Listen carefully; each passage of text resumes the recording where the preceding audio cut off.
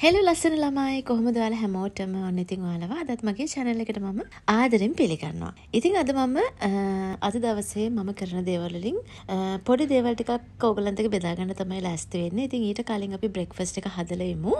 ඉතින් මේක උදේ කෑම එක කියලා කිව්වට උදේ කෑම එක කියලාත් කියන්න බෑ. මොකද මම අද pasta එකක් හදන්න යනවා. මොකද අද උදේම නැගිට්ටට උදේ කෑම එක අපි හරියට ගත්තේ නෑ උදේ වෙලාවට. ඉතින් අපි අද ෆිල්ම් එකක් බලන්න යන තමයි හිතේ තියාගෙන ඉන්නේ. ඉතින් ඒ නිසා අපි පුරුදු විදිහටම නැගිට ගමන් කොෆි එක බිව්වා. ඉතින් කොෆි එක බිව්වට පස්සේ ඇත්තටම බඩගින්නක් දැනෙන්නේ නැහැ. ඉතින් පැය දෙක තුනක් වුණත් කොෆි එකකින් ඉන්න පුළුවන්. ඊට පස්සේ තමයි මම මේ පැස්තා එක හදන්න ගත්තේ. එතකොට අපිට 12ට එකට විතර වෙනකොට මේක කාලා එළියට යන්න පුළුවන්. එතකොට අපි බලාපොරොත්තු වෙනවා ෆිල්ම් එක බැලුවට පස්සේ අපිට ඩිනර් එකත් අරගෙනම ගෙදර එන්න පුළුවන්. ඉතින් ඒ නිසා තමයි මේ වගේ කෑම එකක් හදාගන්නේ. ඉතින් මැකරෝනි ටික දැන් මම තම්බගෙන වෙනම වෙන් කරගත්තා. ඊට පස්සේ ඒකට අවශ්‍ය කරන එළවලු ටික කපා ගන්න. ඉතින් කැරට් එකයි ලීක්ස් එකයි විතරයි මම දාන්නේ. ඊට අමතරව සොසේජ් දාලා තමයි මම හදන්නේ. සොසේජ් ටික හීනියට කපලා ඒකත් වෙනම පැත්තකින් අරගෙන තියාගන්නවා.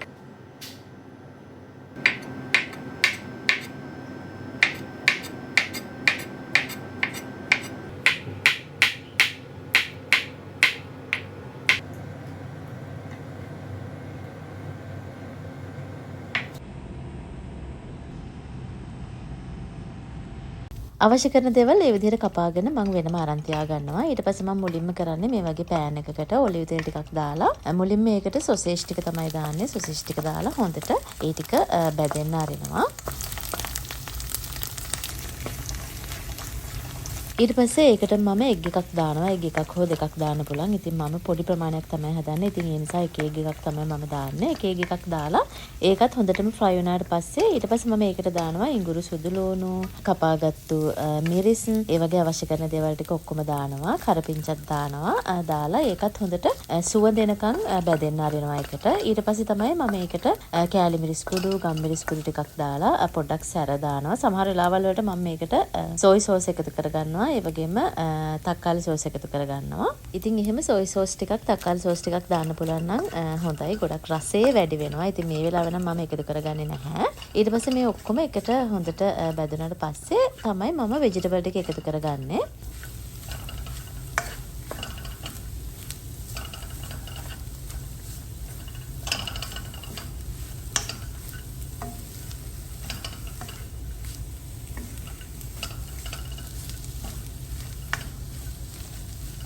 වෙජිටබල් ටික මම ගොඩාක් තම්බන්නේ නෑ. ඒ ටික බාගෙට වගේ තැම්බේගෙන එනකොට මම පැස්තා ටික මේකට එකතු කරගන්නවා. ඉතින් මේ වෙලාවේදී ලුණු තියනවාද කියලා මිරිස් තියනවාද කියලා බලන්න පුළුවන්. මොකද නැත්තම් මේක බෑවට පස්සේ මිරිස් වගේ දේවල් ලුණු වගේ දේවල් දැම්මහම රසය පොඩක් වෙනස් වෙන්න පුළුවන්. ඉතින් මේ වෙලාවේ මදි අඩුපාඩු මම දාගන්නවා. ඊට අමතරව මේ ටික ටිකක් තැම්බේගෙන එනකොට මේකේ රසය හොඳට පැස්තා එකට අල්ලගෙන එනකොට අමුවෙන් තමයි මම ලුණු ටික එකතු කරන්නේ. එතකොට ලුණු ටික තැම්බෙන්නේ නැතුව මේ රස්නේ පිටට ලුණු ටික එකතු කරගත්තට පස්සේ ලිප ඕෆ් කරලා පැස්තා එක කනකොට ලුණුත් එක්ක අමුවෙන් හැපෙනකොට මේක අමුතුම රසයක් එනවා. ඉතින් ඕගොල්ලෝ මේ විදිහට try කරලා බලන්න. ගොඩාක් වෙලාවට පැස්තා හදද්දී ෆ්‍රයිඩ් රයිස් වගේ දේවල් හදද්දී මම ලුණු ටික අමුවෙන් තමයි දාන්නේ. එතකොට කෑම එකත් එක්ක පැස්තා එකත් එක්ක ෆ්‍රයිඩ් රයිස් එකත් එක්ක වගේ ලුණු ටික අමුවෙන් හැපෙනකොට ඒකේ අමුතු රසයක් තියෙනවා. පොඩක් try කරලා බලන්න.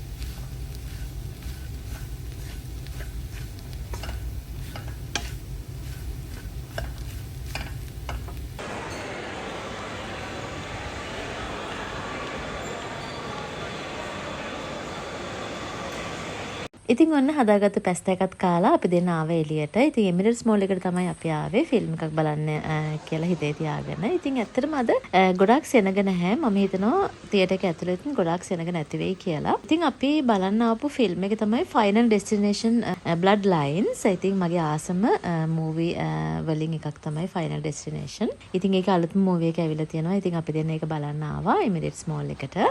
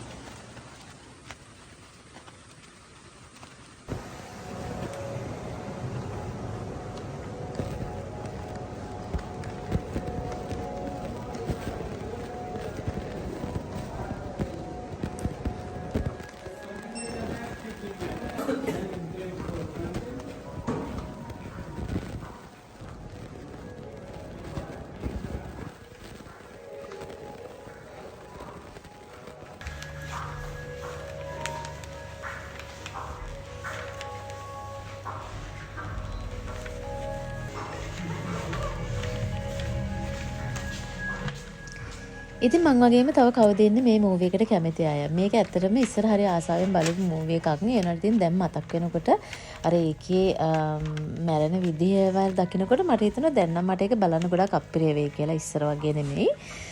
අපි බලමු ඉතින් මේ ෆිල්ම් එක කොහොමද කියලා. මේකෙන් තමයි මං හිතන්නේ ෆිල්ම් එකේ මුල පටන් ගන්නෙ. අවසානයේ වුණාට මෙතනින් තමයි ස්ටෝරි එක පටන් ගන්න තැන බ්ලඩ් ලයින්ස් කියලා තියෙන ඒ නිසා වෙන්නේ නැති කියලා හිතනවා. ඉතින් මම හිතනවා මේක වෙන්නේ නැති කියලා ඒගොල්ලන්ගේ අවසාන මූවි එක. ෆයිනල් ඩෙස්ටිනේෂන් මූවි වල අවසාන මූවි එක මේක වෙන්නේ නැති කියලා හිතනවා. මොකද මෙතනින් තමයි ස්ටෝරි එක පටන් ගන්නෙ.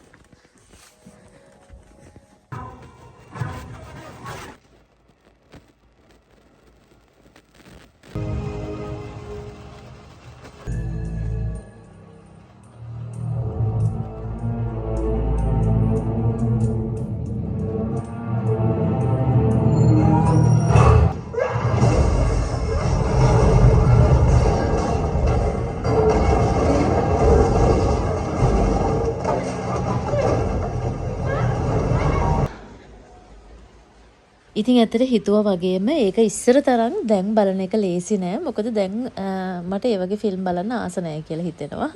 මොකද හරි අමාරුයි අර බ්ලඩ් දකින්න ඒ මැරෙන විදිහවල් දකිනකොට ඉස්සර වගේ නෙමෙයි හරි හිතට මොකද්ද වගේ අමුත්තක් දැනෙනවා. ඉතින් අපි ෆිල්ම් එක බලලා ඉවරයි. මං හිතුවත් වගේ ඒ විදිහට තමයි ෆිල්ම් එක යන්නේ. මේක වෙන්න ඇති ඒගොල්ලන්ගේ ලාස්ට් ෆිල්ම් එක කියලා මම හිතනවා. ඉතින් ඒක ඇත්තටම ලස්සනයි. ඔයාලත් බලන්න. එහෙනම් ඉතින් අපි තවත් ලස්සන අලුත් වීඩියෝ එකකින් ආපහු හම්බෙන්න නම් දැන් ඉතින් අපි ඩිනර් කරන් ගෙදර යන්න තමයි හදන්නේ. එහෙනම් ඉතින් තවත් ලස්සන අලුත් වීඩියෝ එකකින් ආපහු හම්බ වෙනකන් අදට ගිහිල්ලා එන්න.